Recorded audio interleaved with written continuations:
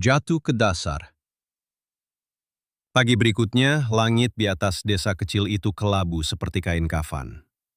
Abu vulkanik menumpuk tebal di atap-atap rumah, di jalan tanah yang licin, bahkan di daun-daun pisang yang layu. Bau belerang masih menggantung pekat di udara, bercampur aroma tanah basah yang gosong dan asap kayu bakar dari dapur-dapur sederhana. Suara batuk-batuk orang-orang terdengar di mana-mana. Anak kecil rewel karena mata perih, tapi tetap ada tawa pelan dari kelompok bapak-bapak yang gotong royong membersihkan halaman. Alex duduk di sudut balai desa. Badannya kaku karena tidur beralas tikar tipis semalaman.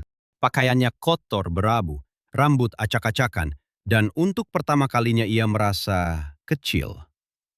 Tidak ada sinyal ponsel, tidak ada uang, tidak ada cara menghubungi kedutaan atau konsorsium investornya.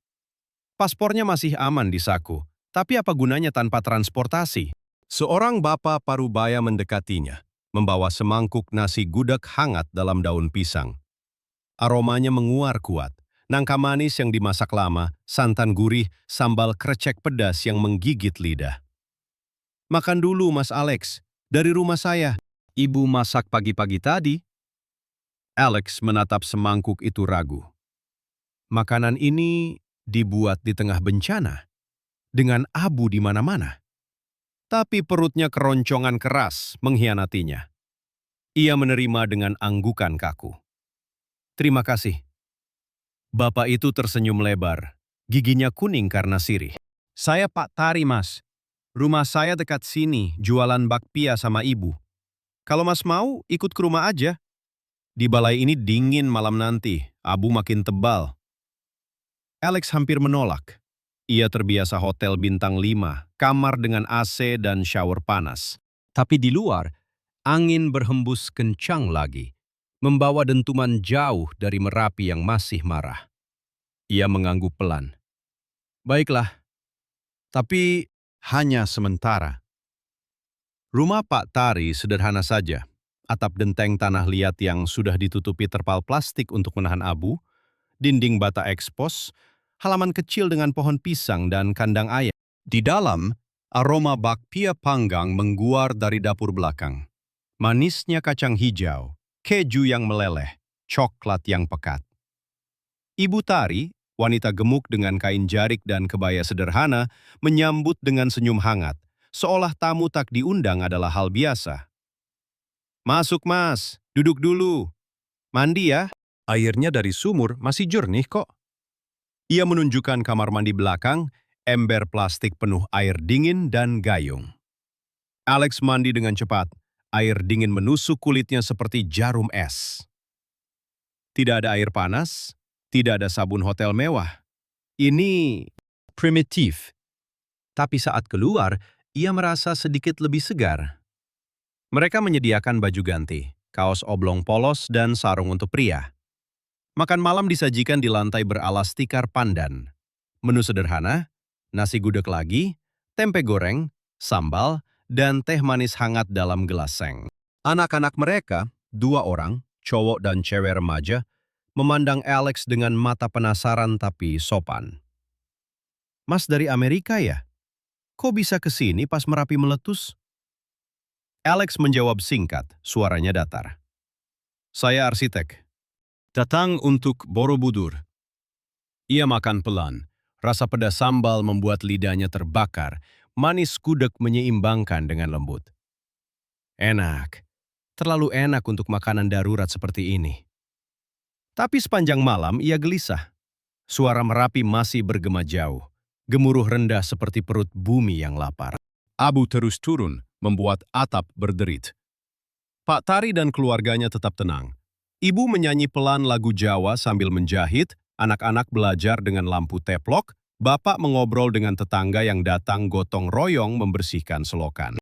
Malam semakin larut. Alex berbaring di kamar tamu kecil.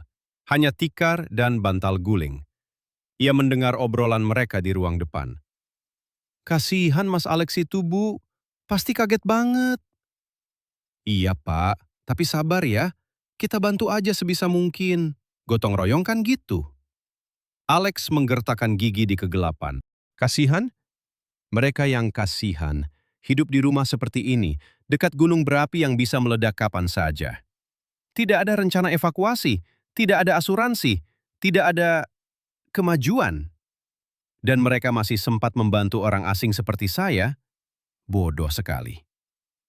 Keesokan harinya, abu semakin tebal. Desa mulai gotong royong besar-besaran. Membersihkan atap, membagikan masker kain, mengangkut air bersih dari sungai yang masih aman. Pak Tari mengajak Alex ikut. Ayo mas, bantu sedikit, biar badan hangat. Alex ikut dengan enggan, mengangkat karung abu dari atap tetangga, menyapu halaman. Tangannya lecet, punggung pegel, keringat bercampur abu membuat wajahnya hitam. Orang-orang tertawa-tawa, saling guyon dalam bahasa Jawa yang ia tak pahami. Seorang nenek tua memberikan segelas kopi jos, kopi tubruk dengan arang panas yang dicelupkan, rasanya pahit hangat dengan aroma gosong unik. Minum mas, biar kuat. Alex minum, rasa panasnya menyebar ke dada. Mereka masih bisa tertawa di tengah ini semua? Tapi semakin lama ia semakin kesal. Semua terasa lambat, tidak ada alat berat, tidak ada mesin, hanya tenaga manusia dan bambu. Kenapa tidak pakai ekskavator atau truk modern?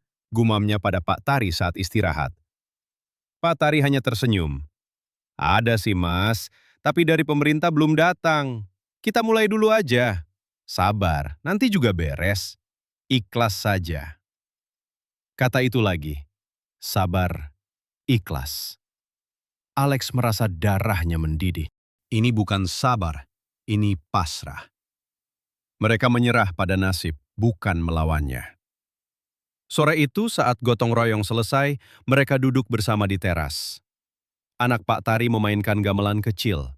Denting ting-tong yang lembut bercampur suara azan maghrib dari masjid desa.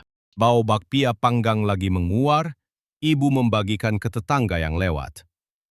Alex duduk diam, memandang Borobudur yang samar di kejauhan, tertutup kabut abu. Untuk pertama kalinya, ia merasa benar-benar jatuh, tak berdaya, bergantung pada orang-orang yang ia anggap lacur. Tapi di luar, Merapi menggeram lagi. Dentuman keras mengguncang tanah, membuat rumah bergoyang. Abu longsor dari atap tetangga dan teriakan panik mulai terdengar. Pak, atap rumah Bu RT ambruk! Dan di tengah kegelapan yang semakin pekat, Alex sadar, ini belum berakhir.